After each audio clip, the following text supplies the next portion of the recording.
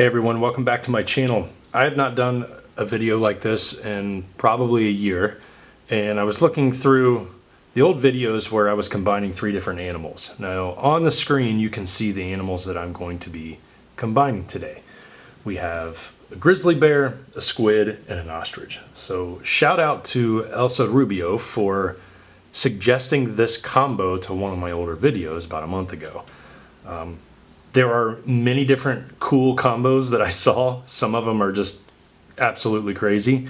And this is the first one I came upon where I was like, you know what? This is definitely doable. So without further ado, let's jump into combining these. Now, what I'm doing here is I'm combining a primary, a secondary, and a tertiary shape. Okay, so the primary animal shape is the one that's going to be the most prominent. And then the secondary is obviously the secondary animal shape, but not as prominent. And then the tertiary one is maybe minor accents. I'm looking at these animals and I'm thinking, even though the grizzly bear is the bulkiest, it doesn't necessarily have to be the most prominent. I would say let's go with the squid. And if you're wondering about what I'm drawing on, this is a very, very cheap printer paper pack from Target. Nothing fancy. And the pencil I'm using is a 4B pencil from Faber-Castell. Alright, so I'm just establishing the overall body shape. Okay, so I'm going with an elongated squid shape. It's not going to be exact like you see in the photo. I'm just using these as reference just to help guide me on what's going on, because there's a lot of really cool things happening with each animal. And I think right off the bat, I like that hunchback that's in the grizzly bear. I've always been a big fan of hunchbacks, mainly because I'm really keen to the hyena shape, and also, you know, like I grew up with watching American Werewolf in London, because to me, and I've said this in other videos, to me that's the best werewolf movie ever. And then Howling and Dog Soldiers are a close second. I really liked the Underworld movies, but I feel like, oh, and what I'm doing here is I'm dipping down this head. I don't want to go too far. The reason I'm dipping this down is because even though in the photo the ostrich has its neck completely erect, they stand upright, but yet they dip their heads down low to like drink water and eat and stuff. But again, the bear's head is also dipped, but you know what I'm going to do. You know what I'm going to do. That face has to be a squid. It has to. I think I'm going to do that. But yeah, those are my favorite werewolf movies. Okay, so everything is really loose because you're witnessing me design this in real time. I have no thumbnails, nothing to give me an idea of what I wanted. I just want to show you the power of just loose gestural sketching based on reference that you see. Okay, so in essence, this is a thumbnail. All right, even though I'm going to be putting more detail on this today as a more refined sketch from a thumbnail, you could still consider it a thumbnail. All right, now I don't want to make this look too much like an elephant. So I think what I'm going to do is I might, oh man, I don't know what I'm going to come back to that head. I know for one thing that at the end of the squid, there's that really cool separation in its body followed by that elongated tail. So the ostrich also has an elongated tail, but it's more feathers than anything. So I think what I'm going to do is just add some fluffiness on the side there, followed by this very strange break in the body that squids have. Cool. Now I really like this area right here being where the leg could exist for the squid creature. And so I think I'm gonna look at the ostrich, put in the thigh, and then maybe, just maybe, we can add in some outline of fur, kind of like what's on the bear. Okay, because I still want to honor what's going on with the bear, especially down by the hip. I think it's a really cool cluster of fur that's just hanging down there, followed by a really big gut. So maybe this thing has like a big gut. There we go. Something like that. Every time I start recording a video, because I live in, you know, a pretty bustling part of the city, there's always ambulances going off and cop cars and all that stuff. So if you hear that in the background, I can't do anything about it. All right, so I think that splitting this off like a squid is going to help me not make it look like an elephant. But I have to honor what those squid tentacles actually look like. And who's to say that this thing shouldn't have a beak? What if I put a beak up here? Just like an ostrich beak. And then we can make it look really funky. There we go. So that's going to keep it away from looking straight up like an elephant. So one thing I'm going to have to pay attention to, let me move this up here a little bit. One thing I'm going to have to pay attention to is the way that the creature is distributing its weight. Okay, because you definitely don't want to make this stiff looking. The longer and skinnier the legs that your creature has, the more movement that you have to put in them. Because what happens is if you really accentuate a long, stiff stance, like if it has long limbs, then it's really going to come off as boring, and there's no movement or no energy in it. You don't want to do that. Okay, so I just had an idea here. What if I just keep the bottom as where the tentacles are, make sure there's a little bit of chaos, so each single tentacle is going to have a different movement to it. And this is what's going to help bring a little bit of interest into the design, a little bit of chaos.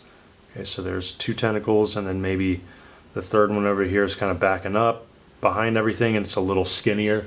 Notice how light that I'm keeping this. Okay, and those of you that are seeing my creature designing for the first time, this is something that I've been teaching for years as far as how to actually come up with a creature design if you don't know where to start, and that is find reference. If you find reference and combine 3 different animals, your chances of having something really cool are greatly increased instead of just trying to make it up out of your head. I do have a previous video where I teach you how to invent a creature on the fly without reference at all, and I put a little disclaimer in there. It's like, no, that's if you don't have any reference in front of you, but you have to complete something, or if you don't have your phone or your computer or whatever, you're at a cafe, you know, you have to come up with something on the fly. It's a good way to do it. All right, so there's no teeth here. This thing's already looking a little weird. That hunchback, it can probably get a little bigger. So this is why I kept it loose. Okay, so that line going through the back here, we can always fix it. We can make that part of the anatomy somehow. But I do know that this head is mimicking somewhat of the top of the ostrich head. Okay, because ostriches they're just really cool. There we go. You can definitely see how dinosaurs, you know, especially like the Struthiomimus, Gallimimus, and birds like the oviraptor, you know, or the dinosaurs like the oviraptor, how they might have evolved into modern day birds, modern day ostriches, emus, etc. Okay, so what I'm doing here is I'm already pretty satisfied with that head. That head is nuts. You know what? Okay, here's the thing. This is probably only going to be the top jaw, and I might have to put the bottom jaw in here. And maybe this thing is coming out of its neck. Yep, there we go. Okay. You're witnessing me thinking out loud. That was the nose. Now it's going to be the eye. Let's make that the eye. Why not, right? Let's make that the eye. And now I'm just going to cover the majority of the front of the body with a very thin coating of graphite. So I'm just shading this in right now. You want to make sure that your strokes are closer together, and the closer together they are, the smoother the shading is going to look. The more spread apart they are, the more gaps you're going to get, and the more you're going to have to shade in order to fill in those gaps. Okay, so my method for shading to have at least a good starting point is to do one pass across the whole area that you want to shade, turn the paper or your sketchbook, depending on what you're drawing in, and then you're going to hit it with direction number 2. And you're going to keep those strokes together. And here is the trick. When you're passing over your original layer of graphite, do not press harder thinking that that's going to make it look smoother. No, you're going to keep the same hand pressure. Very light, steady hand pressure. Like so. So it's going to look more like you just took some graphite powder and wiped it across. You could do graphite powder and wipe it across. The only problem with that is your ability to stay in these lines, to have it just to be a little neater, are decreased. So graphite powder is beautiful, and that's more of like covering a huge area. Always remember that. They're great for covering a big area. Okay, so pass number 3 is the direction I have not gone. So I'm starting the passes light, and I'm just going to move across the entire shape with the pencil strokes very close together, as close as I can make them. Light. I'm holding the pencil in the back of it with my hand. Okay, and I'm just going to move it across here. Okay, so now you can see it's at least a good start to a nice start of a layer. The second thing that I'm going to do is I'm looking at the grizzly's neck and its front shoulders, and they're huge. Even without fur, they're still huge. I think I'm going to honor that. I'm just going to put that big cluster right here and just make this leg seem thicker, because I want to keep that bare feeling in here. And the same thing with the neck. So on the neck, it's straight across almost. So I think that having indications of fur just becoming really thick right there before the break in the body, I think that's really going to add to that bare look. So think about the emu. Like, the emu has some pretty thick feathers on it, and it's one of the reasons why it's so beautiful. All right, so inside here, I still don't know what's going to go on. Maybe it's a membrane that can be stretched, but I do know the location of that membrane I'm happy with, and I won't want to change that. Okay, so what I can do is I can put in some darker shading right inside that crack, or not crack, but the separation. Now, if you're drawing on printer paper, you know that the grip of this surface compared to like moleskin or smoother paper, it's going to be a little different. So you're going to have to treat this, you're going to have to be a little bit more careful about when you apply graphite, or I'm sorry, shading. I'm just going to go back over the previous area around the neck, and these strokes are going to be a little harder, but I'm going to release pressure as I go up the neck. Okay, and then I'm going to turn it again, slightly different direction, and I'm just going to go like this again. So I'm pushing harder at the bottom of that cluster of fur because the light source is up here. It's just going straight down. Okay, so we're imagining like it's sunlight, or it could be sometime in the early evening, or it's dusk, it's kind of misty out, it's not super sunny, but maybe it's maybe there's enough light to tell you, like an overcast night. All right, so now what I'm doing is any surface change, any directional change in your sketch, that's usually a good indication of when you need to apply darker lines again. I do get asked, how do I know when and where to make things dark going to light as far as the pencil strokes go, or pen? And I tell them anytime like a new appendage grows out of a larger surface, or anytime that you're drawing alongside of a line and then the direction changes, get dark and go light again. Because what that does is it adds depth, and it also adds a sense of mystery. It's like, is there a divot there? Is there a crevice? Is there something that we're not seeing? And usually that is the case. Okay, there's like bony landmarks, there are You know, think about your clavicle area and your neck and all your muscles meeting right there. You know, the sternocleidomastoid muscle, your trapezius muscles in your neck, underneath your jaw, right like near your breastplate. Like all of that stuff has different surfaces. Okay, and especially if you have a top-down light, okay, where like if you're in a gym or something, or just in a department store, or I mean the dreaded bathroom fluorescent lights where it makes you look awful, but you could see every nook and cranny on your body. It's like that. So you definitely want to show that stuff like that is happening. Okay, so once I start building this up, I'm still focusing on this area. So I've been looking at this quote unquote eyeball, and I'm thinking, you know what? Maybe that's not the eye. What if that is a giant nose? And I don't know how this is going to turn out. I'm literally doing this on the fly. I'm looking at that ostrich beak, okay, because the ostrich beak has the nostril at the very end, and the eyes are way back here. I don't necessarily want to do the ostrich eyes, but I do want to have like a really cool opening for maybe a nose.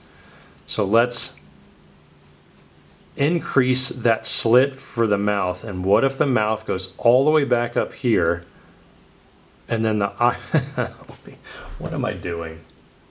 Okay, I'm gonna go outside my comfort zone here a little bit.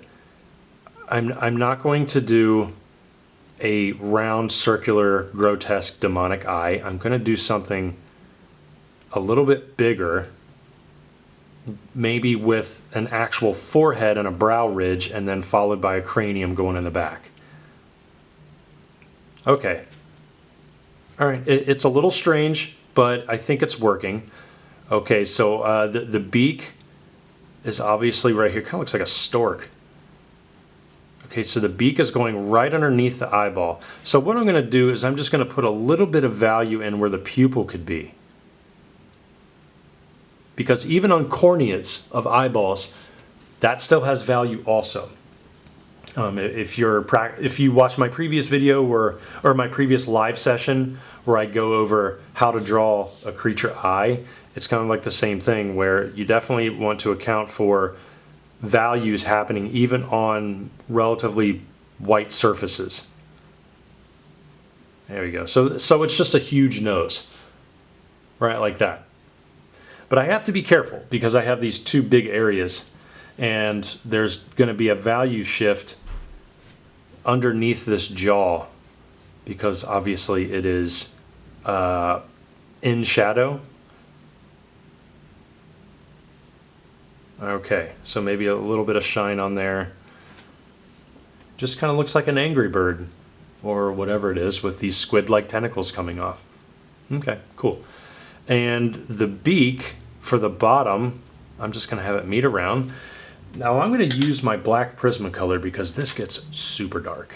And I'm going to actually need to show where that mouth slit is. And then maybe a little bit inside the nostril.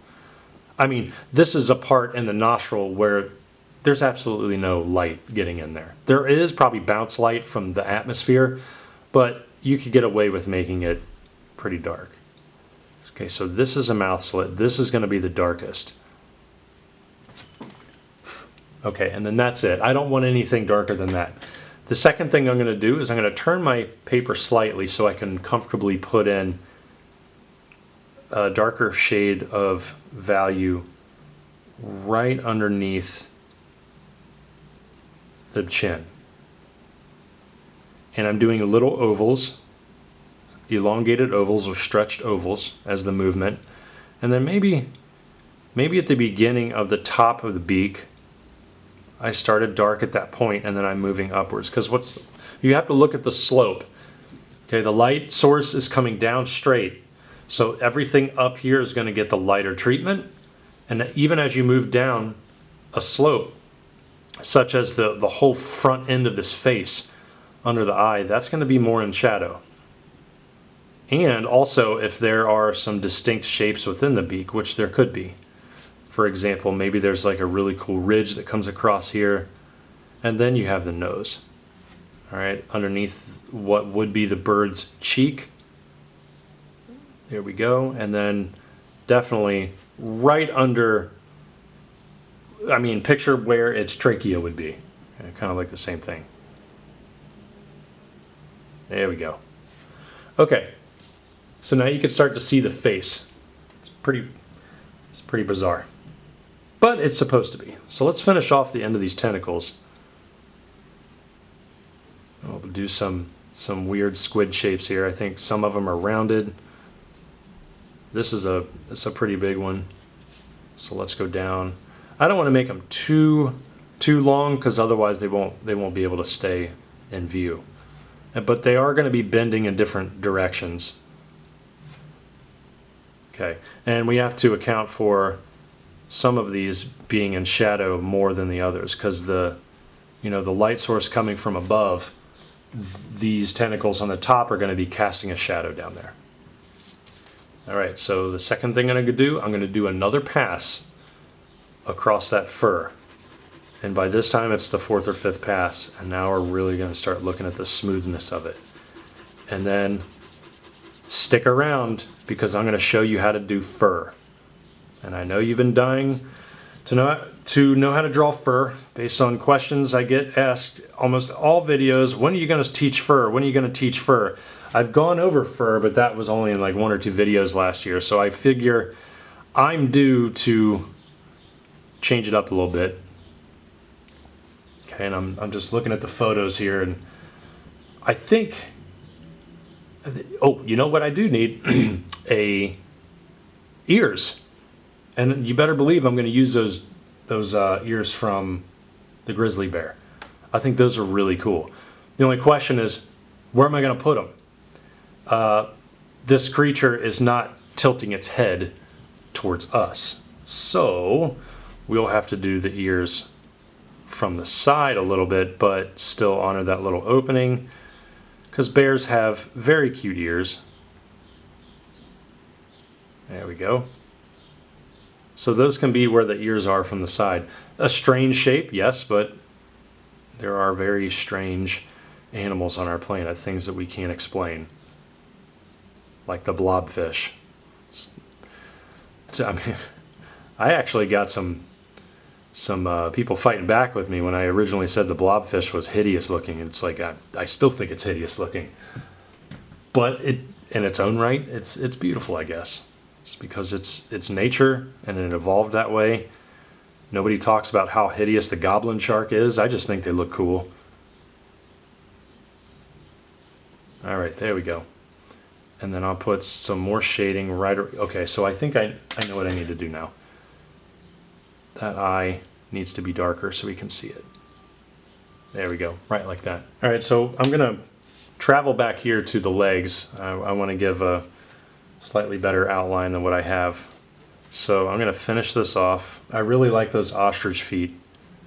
And I think what I'm gonna do is I'm gonna keep most of the shape and maybe change some things up, but for the most part, I'll keep it, especially the tendons and the joints. I'm not keeping the same one leg going upwards like in the photo, so I might just have the toes come backwards like this just to show that it's walking forward right before it starts to bend severely. All right, there we go. Big ankle, big everything. But the other thing that I wanted to do is not only give it an outline so we can at least see what the silhouette is, but the squid tail, I really like that. So I was going to put the ostrich feathers on the back, and then I thought, you know what? The squid has a really cool wavy fin in the back to help it swim. It just comes to a point. So I think, what if this creature had that? Like if it had cool little fin coming off the back. There we go. And then maybe some really cool bodily lines. Okay, and then I'm going to give it a better outline for the fur up top here. And then after I give the outline for the fur, I'm going to teach you how to actually sketch fur, realistic fur. And feathers, but because it's essentially the same type of movements that you're going to make with pencil. Okay, let's focus in this area. I'm going to teach you how to do it. When you apply lines to make fur, you have to lay the foundation of the area first, and that is shade it. Don't do the fur lines, shade it first, and then you put the fur lines on top of it. All right, so we've already done 4 or 5 passes on this. I'm doing pass number 6 just to make it as smooth as I can. And then I'm going to do pass number 7, but I'm going to turn it in a way that I have not done it before. And I'm going to start on the edge here a little bit darker, and I'm going to move lighter in here. So by now, this is looking pretty smooth. That's where the fur is going to be.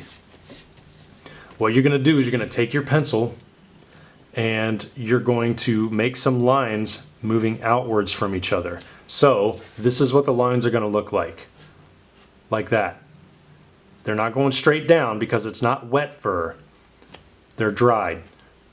The strands are dried. So you're going to go out.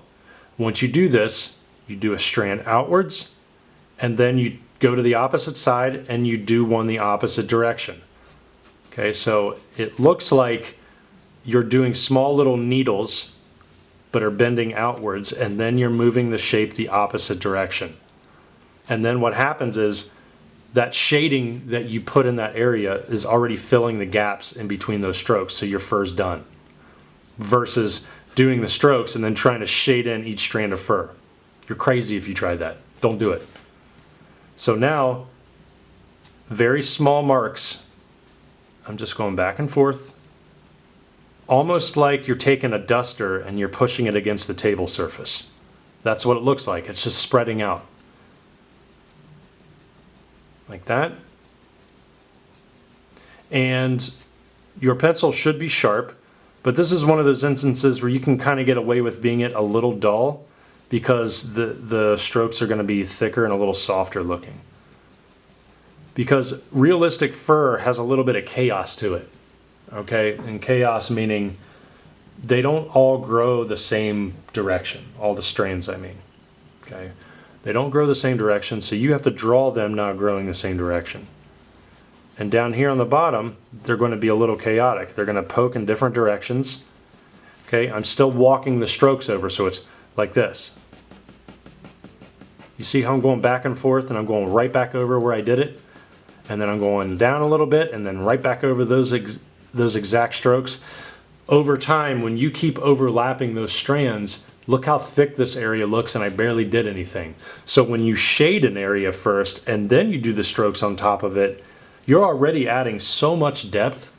And there's different types of fur that you can draw the same way. If you cover your entire cat, dog, a furry little creature, whatever you're drawing, your rodent, if you cover it in a nice layer of shading first and then the fur on top of it, I can almost guarantee, I'm not going to fully guarantee, I'm going to almost guarantee that it's going to look much better. All right, and then also the other way to make fur look more realistic is you got to figure out what direction they would grow off of the body in general. So when you look at the ostrich and also the grizzly bear, okay, you can clearly see that the majority of the fur on the grizzly bear's back, yeah, the fur is the tufts of fur are like really fine and shorter on that hunchback, but most of them fall down the body. And when you look at the ostrich, the feathers start on the back and it looks like they fall down. All right, so you got to think about the direction of the body itself and the way the skin is growing, because the pores, oh no, I'm sorry, not the pores, but the hair follicles are going to grow and mimic the direction of the skin and how it's growing. So for example, if I have a big tentacle coming out of the neck right here that won't have hair on it, but there's fur right here near the chin / neck area, it's growing in this direction, out like the tentacle is from that body. So naturally the skin is going to be following that growth. Therefore, the fur is going to be following that growth also. So you're going to want to point the fur in that direction, and you're going to want to do the little wavy marks back and forth. Now, does all fur have the little wavy marks? No. but the majority of them do, because that's how fur grows out. I mean, just look at a cute little puppy, you know, like look at a chow, or look at I mean, even a Malamu. Look at all that hair and the fur and how they grow. There we go. I'm doing them smaller than normal. Maybe down here I can make them a little bit longer. And if you do longer fur, concentrate on those movements. Okay, so go outwards and then go backwards and outwards the opposite direction. But start a little darker and make it lighter towards the end of each strand. So you can see, like, I've barely put in a lot of energy and effort here because the shading took care of that area. That's the beautiful thing about it. All right, now I'm not going to do the entire area of fur, but if you're drawing along with me, which I hope you are, it's best to just pick an area on your sketchbook page and just shade it. Maybe you're not even drawing a creature or character at all. Just practice layering it on. Okay, so you do shading in multiple different directions. Multiple directions, that's what I should have said. There we go, turning it again. And then in this direction. Do little areas like this to practice your texturing before you apply the texture on whatever subject matter you are drawing.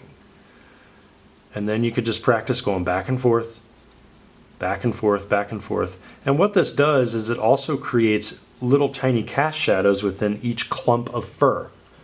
All right, because when you draw hair and when you draw fur, it's never every single strand that you should show. No, it usually grows in clumps, and you gotta follow to the direction of the skull or the bone or the skin and how that's growing.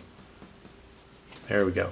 And then you can go back in on the fur areas and figure out, okay, I see some crevices here, some little areas where it looks darker than what would normally happen if light were on it. Okay, just look at sheep. Same thing in sheep, like when you see the wool with the sheep that has not been shaved in a long time and it's just like a walking matted mess. Look at how some of the light, it doesn't penetrate those smaller areas where the wool is spreading apart. So when you do this, it also adds realism, like, oh, there's a lot of depth happening within the fur. All right, I'm going to put some more shading on these tentacles. And I think I'm going to have to hold my pencil just a little tighter because this area is smaller. Whenever you're doing tentacles, for whatever reason, it's harder to control your hand going back and forth if you need to shade the area. So you need to slow it down a little bit and really shade these with some care and finesse. Okay, and then with each new area, like for example, underneath this part of the tentacle is going to be darker, and then underneath this part is going to be darker because that's the underbelly of it. Okay, so notice how this is lighter. All right, you want to avoid a lot of outlining, but the majority of the time you just want to honor where that shadow would be.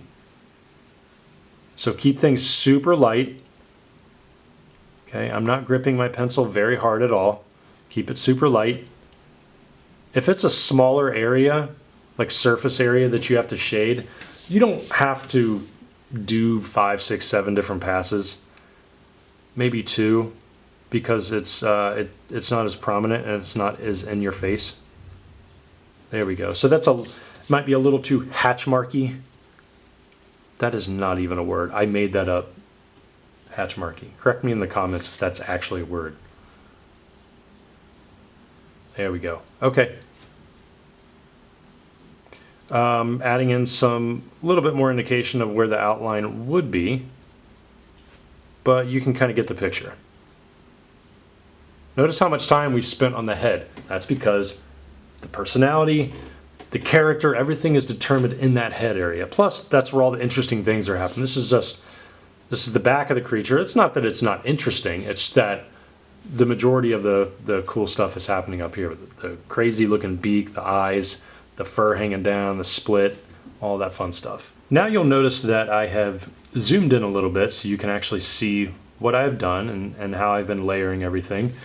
I'm going to finish off the outline to these tentacles here just so you can see what's going on. There's nothing fancy about the shape, but I do want to finalize them because it'll give me a peace of mind, but also it'll feel more finished. So we got this part, and notice how the thickness of these tentacles are different, and some of these shapes are. So not all the shapes are the same, but now I do want to keep everything pretty much in unison, so I'll probably make the ends of those tentacles the same. There we go. Okay, so now you could probably start to see the layering happening. A little bit of depth perception is going to go a long way, and I'll show you how to achieve that in a second. So you noticed this tentacle is going to be the darkest. That's what you want to do because that's in front. So you want to give that the most love. So I'm going to shade that in, and then even in a smaller area such as the bottom of the tentacle, you can probably think, well, I don't need to put a lot of detail in there. It's just a tentacle. No, you have to give it the same amount of love as you have the rest of the creature. Remember, this is a living, breathing beast, so you as a concept artist, you as a designer, it's up to you to explain what's happening to it from head to toe, because eventually somebody is going to have to model this. Hypothetically speaking, nobody's going to model this one, unless you want to. Those 3D artists out there that are watching this right now, if you want to model this, go right ahead. It's so much fun when people ask me if they can model my creatures, because I'm imagining these things living and breathing and walking around. If you want to model it and animate it, I would be ecstatic. All right, there we go. There we go. Okay, so I'm going to turn this around here, and I'm keeping these tentacles very light.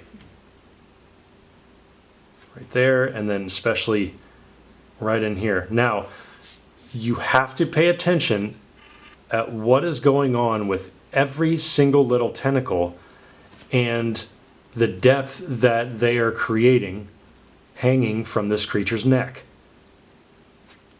Because if you make all of the shading too flat, then it's going to become one-dimensional, and that's where a lot of drawings fall flat. No pun intended.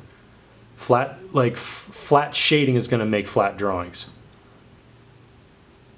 So what I have to do is I have to figure out, okay, this is my primary tentacle. This is my secondary. This is the third. And it looks like beyond that is probably going to be this one. So it's a little off. And then the skinny one in the back that I have not drawn the tip to yet. And then there could be some more thicker ones on the other side of the neck here, but not too many tentacles.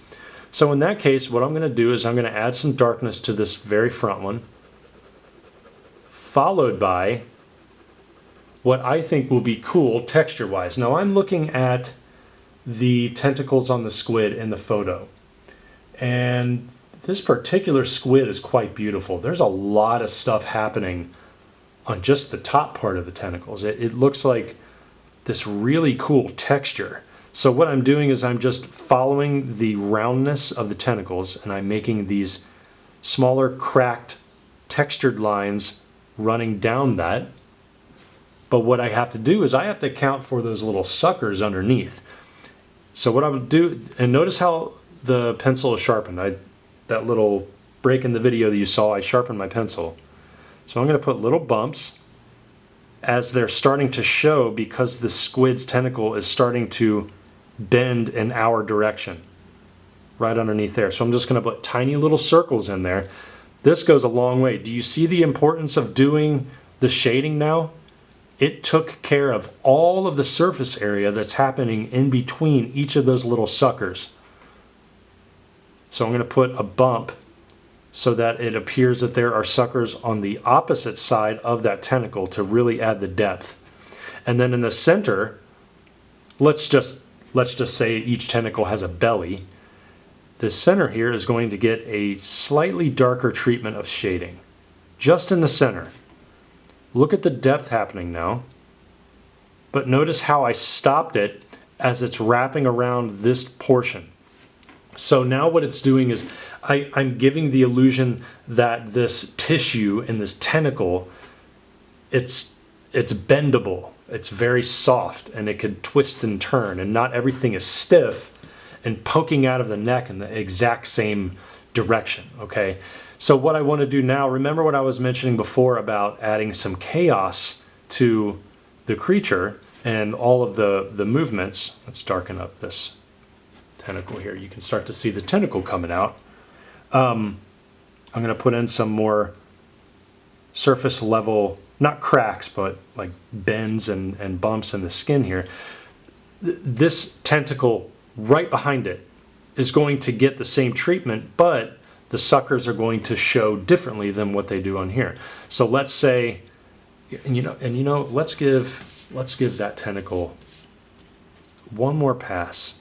I'm just going to hold the pencil very, very lightly, and I'm going to go down in a direction that I don't believe I went before. Or if it is the same direction, it's slightly off. Okay, so now I'm just going to take my pencil. I'm just going to put little circles coming down to where one side of the belly of the tentacle is going to exist. And then it's going to wrap around this way. Now, why am I wrapping it around this way? It's because the tentacle is flat at the end of it. If it's flat, that means it's turned to the side. If it's turned to the side, you won't be able to see the belly to begin with. But what you can see is as the tentacle starts to grow from the neck here, you can see the other side of those little suckers, the other side of the bottom of the tentacle. And I'm just indicating where they could be, and then it's going to bend. Now, here's where you need to think about the depth, because I've noticed that I've been adding a darker treatment to these lines right here.